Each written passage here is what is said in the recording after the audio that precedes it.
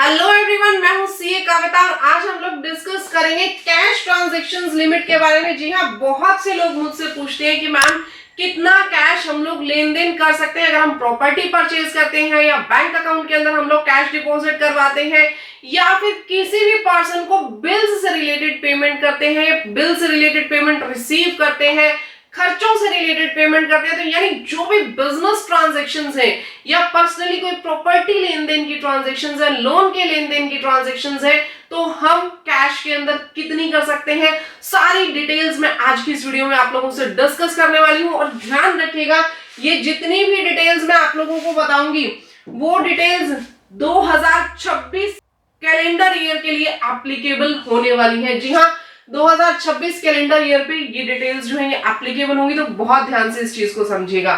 सबसे पहले तो मेरी बात सुनिए, हम लोग बात करेंगे कैश में आप लोन कितना ले सकते हैं, डिपॉजिट कितना ले सकते हैं, प्रॉपर्टी एडवांसेस कितना ले सकते हैं। कैश के अंदर लोन मात्र और मात्र आप 20,000 रुपए से कम ले सकते हैं, ज्यादा नहीं ले सकते, इक्वल नहीं ले सकते। ध्यान से देखिए क्या लिख रखा है मैंने, नो पर्सन शेल एक्सेप्ट, कोई भी पर्सन नहीं ले सकता 20,000 का लोन या फिर उससे ज्यादा का लोन। अगर आपने 20,000 या उससे ज्यादा का लोन ले लिया एज अ लोन या फिर एज अ डिपॉजिट के तौर पे भी आप नहीं ले सकते, या फिर amount relating to immovable property से रिलेटेड आप कोई पैसा नहीं ले सकते, इवन एडवांस भी नहीं ले सकते 20,000 या उससे ज्यादा। आप सिर्फ 19,999 तक का ही लोन एक्सेप्ट कर सकते हो, डिपॉजिट एक्सेप्ट कर सकते हो, या फिर प्रॉपर्टी से रिलेटेड कैश एक्सेप्ट कर सकते हो। लीगली मैं बात कर रही हूं यहाँ पे, ठीक है। ब्लैक मनी आप लोग कई बार देते हो प्रॉपर्टी परचेज के लिए, that is the separate thing, और ये लीगली अलाउड नहीं है। ध्यान रखिएगा, लीगली सिर्फ 19,999 तक का कैश आप ले सकते हो या दे सकते हो। Here we are talking about acceptance of loan। यहाँ पे मैं बात कर रही हूँ किसकी, एक्सेप्टेंस की। यहाँ पे मैंने देने की बात नहीं की, क्योंकि सेक्शन 269 एसएस हम यहाँ पे डिस्कस कर रहे हैं। सेक्शन 269 एसएस बात करता है सिर्फ और सिर्फ देने के बारे में, किया लेने के बारे में, आप कितना एक्सेप्ट कर सकते हैं। अब मेरी एक और बात सुनिए, मैम मैं क्या करता हूं, मैंने प्रॉपर्टी के ऊपर कैश ले लिया, आज मैंने ले लिया 19,000, कल 19,000, परसों 19,000। या फिर दूसरी बात मैं आपसे पूछना चाहता हूं कि मेरी एक प्रॉपर्टी है, एक अलग प्रॉपर्टी है, 20,000 मैंने यहाँ पे 19,999 यहाँ ले लिया, अगली प्रॉपर्टी में फिर ले लिया, अगली प्रॉपर्टी में फिर ले लिया, फ्रॉम द सेम पर्सन, ठीक है। या फिर एक और चीज भी हो सकती है, सेम पर्सन से आप लोन ले रहे हो, ठीक है, एक लोन आपने अलग दिखा दिया, दूसरा अलग दिखा दिया, ऐसा नहीं है। We are here talking about the aggregation loan, aggregation of amount, यानी कि अगर कैश लोन है, डिपॉजिट है जो ऑलरेडी आउटस्टैंडिंग है from a person, single person की बात हो रही है यहाँ पे, हम लोग यहाँ पे सिंगल पर्सन की बात करें, सिंगल पर्सन से ऑलरेडी आप लोन ले चुके हो, सिंगल पर्सन से ऑलरेडी आप प्रॉपर्टी के ऊपर कैश ले चुके हो, तो फिर एग्रीगेशन जो है उसका टोटल मिला के गिना जाएगा। आउटस्टैंडिंग पहले कितना लोन है प्लस में नया कितना ले लिया, अगर वो ग्रेटर देन इक्वल टू 20,000 है, दैट मीन्स आपने वायलेशन कर दिया। मेरी बात समझ में आई? अगर जो ऑलरेडी लोन था और प्लस में जो नया लिया वो मिला करके 20,000 या उससे ज्यादा है, दैट मीन्स आपने सेक्शन 269 एसएस को वायलेट कर दिया, आपने उसको जो है उसकी पेनल्टी आप लोगों के ऊपर लग जाएगी। अब मैम क्या कुछ ऐसी ट्रांजैक्शंस हैं जिसको अलाउड भी कर रखा हो? देखिए, अगर ट्रांजैक्शंस जो आपने गवर्नमेंट एंटिटी के साथ किए, बैंकिंग कंपनी के साथ किए, पोस्ट ऑफिस के साथ किए, कोऑपरेटिव बैंक के साथ की हैं, तो इनसे लोन लेना कैश में अलाउड है। इनके साथ जो भी डीलिंग्स हो रही है सेक्शन 269 एसएस से रिलेटेड, उसको आप कैश के अंदर कर सकते हो, ये परमिटेड है आपके पास। मैम अगर मैंने ट्रांजैक्शंस में एंटर कर दिया, मैं ऑलरेडी ट्रांजैक्शंस के अंदर एंटर कर चुका हूं, मैम मैंने ऑलरेडी ऐसी कुछ ट्रांजैक्शंस कर दी हैं which was related to section 269 SS, यानी या तो मैंने कैश में लोन ले लिया या फिर डिपॉजिट ले लिया या प्रॉपर्टी का पैसा ले लिया, तो मेरे ऊपर क्या कुछ पेनल्टीज लगेंगी?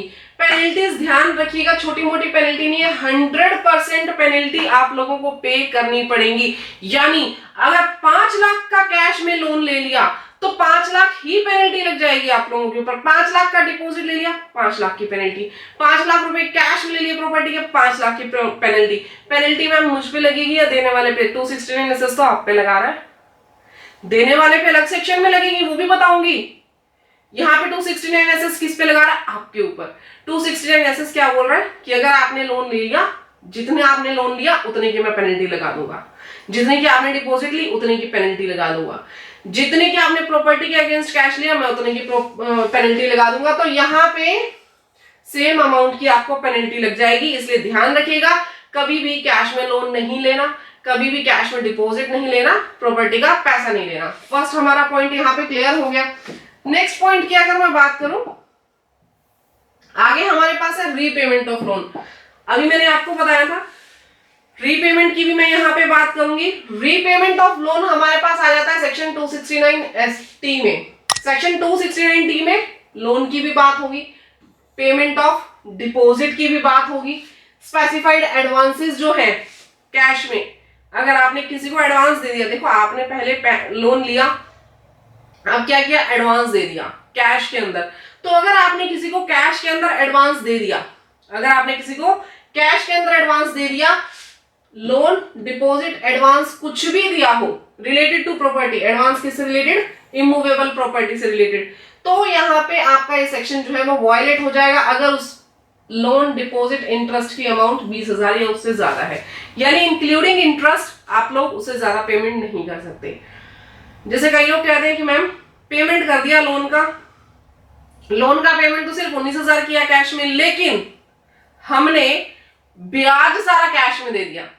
हमने क्या किया, ब्याज कैश में दे दिया। यहाँ पे एक्ट स्पेसिफिकली बोल रहा है, एक्ट क्या कह रहा है, लोन दो, डिपॉजिट दो, इंक्लूडिंग इंटरेस्ट दो, लेकिन amount greater than equal to 20,000 हो गई। दैट मीन्स सेक्शन 269 आपने वायलेट कर दिया, सेक्शन 269 आपने वायलेट कर दिया, उसकी कंडीशंस आपने वायलेशन कर दी।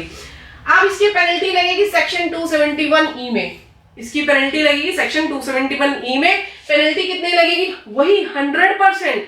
आपने पेनल्टी जो है 1,20,000 रुपए कैश पे कर दिया, पेनल्टी भी 1,20,000 की लगेगी, इक्वल अमाउंट ऑफ पेनल्टी लग जाएगी। क्लियर? तो ऐसा आपने कुछ भी नहीं करना है, ध्यान रखिएगा। नेक्स्ट एक और इंपॉर्टेंट पॉइंट आप लोगों को बताऊंगी relating to section 194N। Section 194N क्या बोलता है, TDS on large cash withdrawal. हमारे पास बैंक में बहुत सारा अमाउंट है, बहुत सारा पैसा है, हम लोग क्या करते हैं, वो जो पैसा है बैंक से फटाफट विड्रॉ करना शुरू कर देते हैं। सरकार क्या चाहती है, सरकार चाहती है कैश को बिल्कुल लोअर लेवल पे ले आओ, यूपीआई से ट्रांजेक्शंस करो, बैंकिंग चैनल्स के थ्रू ट्रांजेक्शंस करो, क्योंकि जब आप बैंकिंग चैनल्स के थ्रू ट्रांजेक्शंस करेंगे ना तो सरकार को हर एक रिपोर्टिंग मिलेगी कि आपने कहां कौन सी ट्रांजेक्शंस की। कहीं कोई ब्लैक मनी जो है ऑलमोस्ट लेवल तक कम आ जाता है जब यूपीआई से ट्रांजेक्शंस होती हैं, राइट। तो सरकार ने क्या बोला कि अगर आप बहुत ज्यादा कैश विड्रॉ करोगे तो सेक्शन 194N में, सेक्शन 194N में मैं क्या करूंगा, टीडीएस डिडक्ट करना स्टार्ट कर दूंगा, राइट। तो रेट ऑफ टीडीएस आपके ऊपर क्या लगाया गया, 2%। अब ये 2% कब लगाया गया, जब आप 1 करोड़ से ज्यादा कैश निकालते हो। अच्छा 1 करोड़ तो मैम बहुत ज्यादा है, कोई दिक्कत नहीं है, मुझसे ज्यादा नहीं निकालूंगा, बट उसके लिए आपको बैंक में अपना पैन देना जरूरी है, उसके लिए बैंक में आपको अपना पैन देना जरूरी है। अगर आपने पैन नहीं दिया तो ध्यान रखिएगा 20 लाख की अमाउंट से आपके पास टीडीएस डिडक्ट होना शुरू हो जाएगा, वो भी 5%। फिर से सुनेंगे जो मैं आप लोगों को बताना चाह रही हूं। अगर आप लोगों के पास पैन आपने दिया हुआ है, 2% TDS first of all deduct होगा।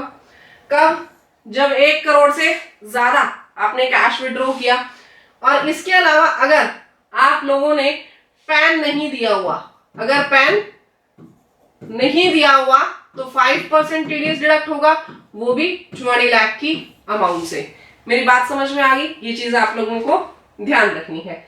Now the most important section जो बिजनेस के अंदर आप लोगों को बहुत काम आता है। बिजनेस के अंदर कैसे काम आता है, देखो आप लोग सेल परचेज की एक्टिविटीज करते हो, हाँ जी मैम बिल्कुल करते हैं।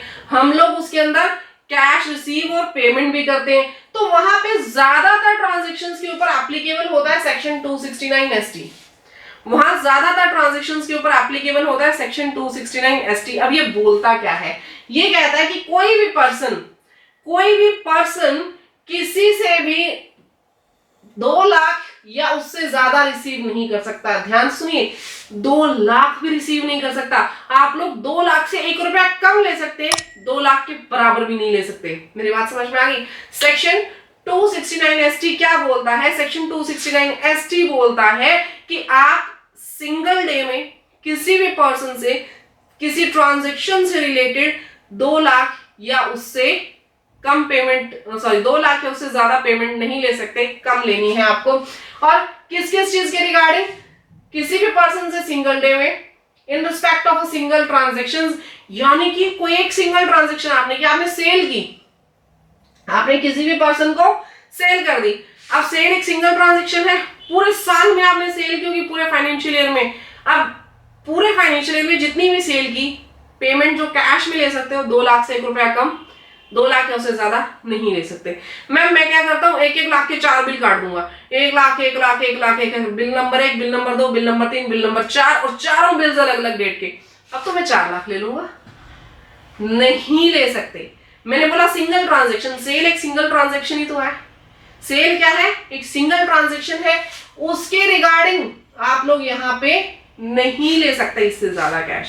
क्लियर? अब कई लोगों को मैंने देखा है, वो लोग क्या करते हैं, जब उनके पास कैश कम पड़ता है ना, कैपिटल अकाउंट बनाते हैं। ये कैपिटल अकाउंट हो गया आप लोगों का। मैंने बहुत सारे लोग देखे ऑडिट के टाइम पे ये चीज करते हुए, और ऐसा मत करना। बीइंग एन अकाउंटेंट इस चीज को कभी भी मत करिएगा, क्योंकि यहाँ पे ये वाला जो है ना प्रोवाइजो, ये वायलेट हो जाता है। वो लोग क्या करते हैं कि आप लोगों के पास कैश कम पड़ रहा है, सीधा यहाँ से दिखा देंगे बाय गिफ्ट फ्रॉम वाइफ, कितना? 5 लाख रुपए। गिफ्ट वाइफ से टैक्स फ्री है, दिखा दिया 5 लाख रुपए। ये नहीं पता सेक्शन 269 ST को वायलेट कर रहे हैं। मेरी बात समझ में आई?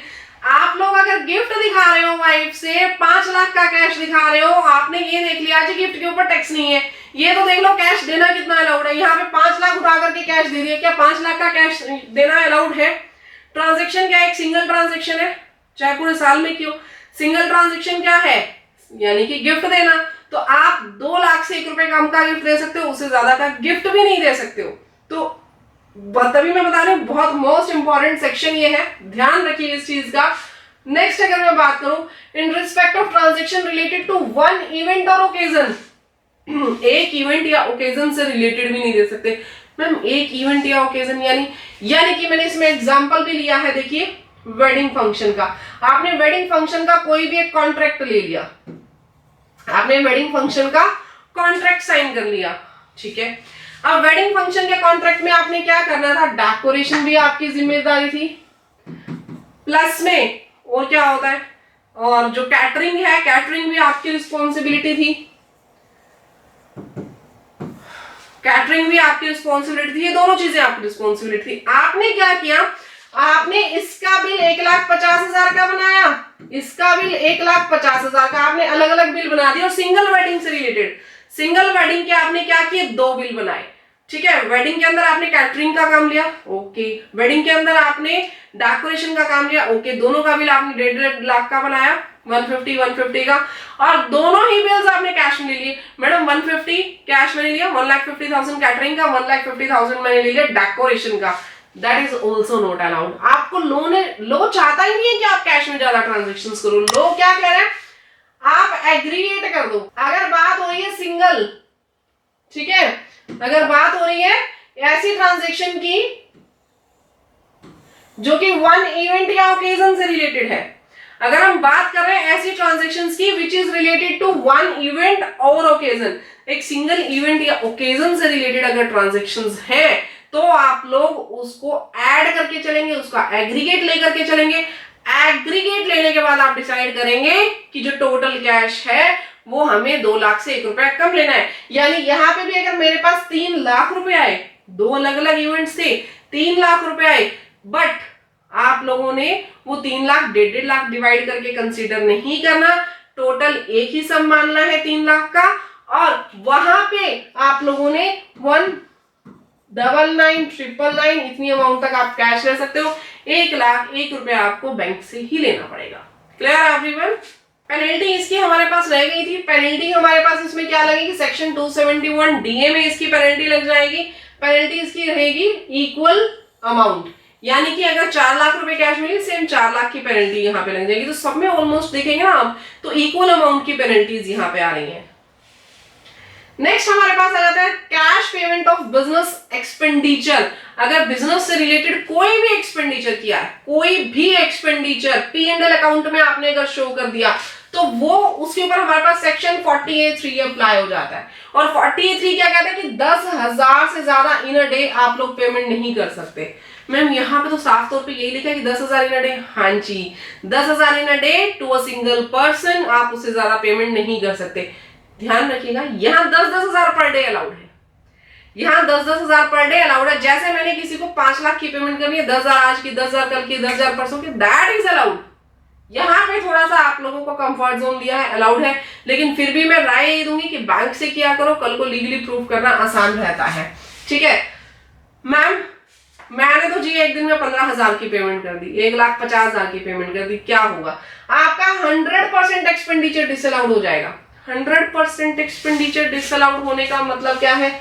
मतलब ये है कि अगर यहाँ पे आपने P&L अकाउंट बनाया, यहाँ पे आपने 2 अपने एक्सपेंसेस लिखे, व्हाटएवर, किसी भी चीज के एक्सपेंसेस हो, XYZ कोई भी एक्सपेंसेस हो सकते हैं, कितने लिखे? 1,50,000 के, which was paid in cash, जिसको कैश में पे किया गया था। ठीक है मैम, कैश में पे किया गया था। अब अगर इनको कैश में पे किया गया था, तो ये एक्सपेंडिचर यहाँ लिखने अलाउड नहीं है, ये एक्सपेंडिचर यहाँ लिखने अलाउड नहीं है। यहाँ पे आपके पास XYZ सब प्रॉफिट और सेल वगैरह क्लोजिंग स्टॉक मिला करके जो यहाँ पे आपके पास 2 नेट प्रॉफिट आ रहा था, कितना आ रहा था जी? 6 लाख रुपए का प्रॉफिट आपके पास यहाँ पे कितना आ रहा था? 6 लाख रुपए का प्रॉफिट आप लोगों के पास आ रहा था। अब अगर ये वाला खर्चा ऊपर वाला डिसअलाउड कर दिया जाएगा 1,50 का, अब अगर 1,50 का खर्चा आप लोगों को डिसअलाउड कर दिया जाएगा, तो यहाँ देखिए टोटल प्रॉफिट आप लोगों के पास कितना हो जाएगा? आप लोगों के पास टोटल प्रॉफिट हो जाएगा 1,50,000 प्लस में 6 लाख, यानी 7,50,000। नॉर्मली ये सब खर्चे डिसअलाउड कर दिए जाते हैं। ऑडिट रिपोर्ट में स्पेसिफिकली पूछा जाता है कि कैश में जो खर्चे हैं वो कोई भी खर्चे 40A3 का रूल जो है उसको वायलेट तो नहीं कर रहे, हमें जवाब देना होता है। तो आप लोग इन चीजों का ध्यान रखिएगा।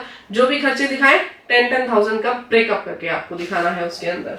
नेक्स्ट मोस्ट इंपॉर्टेंट थिंग, आप अगर कैश पेमेंट कर रहे हो कैपिटल एसेट से रिलेटेड, कैपिटल एसेट से भी रिलेटेड अगर आपने कोई कैश पेमेंट की है, तो ध्यान रखिएगा 10,000 से ज्यादा नहीं दिखानी है आपको इन अ सिंगल डे, और वो एक्चुअल कॉस्ट में कंसीडर नहीं की जाएगी अगर आपने 10,000 से ज्यादा दिखा दिया, यानी उसको एज अ फिक्स्ड एसेट हम कंसीडर ही नहीं करेंगे। उसके ऊपर डेप्रिसिएशन भी आपको अलाउड नहीं होगा, कोई डेप्रिसिएशन नहीं दिया जाएगा आपको उस लॉन्ग टर्म कैपिटल एसेट के ऊपर। तो फिक्स्ड एसेट्स के पैसे भी आपने 10,000 से ज्यादा in a single day to a single person transactions show नहीं करनी है। कैश डोनेशंस की अगर मैं बात करूं, कई लोग अपनी डोनेशंस दिखा देते हैं, डोनेशन की पर्ची बनवा ली सामने वाले, जैसे गौशाला से बनवा लिया, किसी ATG 12AB रजिस्ट्रेशन वाले संस्थाओं से आपने पर्ची ले ली डोनेशन की।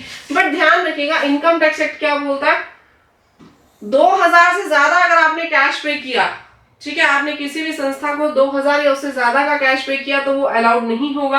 अलाउड वाले मोड सिर्फ ये होंगे चेक, ऑनलाइन ट्रांजैक्शंस या UPI, इसकी डिडक्शंस आपको नहीं मिलेंगी, ये डिडक्शन आपको डिसअलाउड कर दी जाएगी। तो आपने इससे ज्यादा का कैश शो नहीं करना। The next transaction is most important. Next transaction आपको क्या कह रही है? Cash payment of health insurance premium. अगर हेल्थ इंश्योरेंस प्रीमियम आप लोग पे करते हैं, ATD में इसकी डिडक्शन मिलती है। हाँ जी मैम, इसके अंदर हम लोग लाइफ इसमें अपना मेडिकल इंश्योरेंस करवाते हैं, हेल्थ इंश्योरेंस प्रीमियम लेते हैं और हम उसकी पेमेंट करने के बाद डिडक्शन भी ले सकते हैं। बट अगर आपने उसको बैंकिंग चैनल मोड से, यानी cheque, net banking, debit, credit card, UPI, any banking mode में आपको बोलूं, किसी भी बैंकिंग मोड से अगर आप उसकी पेमेंट नहीं करते हैं, तो ध्यान रखिए आप लोगों को ये सारे खर्चे डिसअलाउड हो जाएंगे, ATD में इसकी डिडक्शंस भी नहीं मिलेंगी।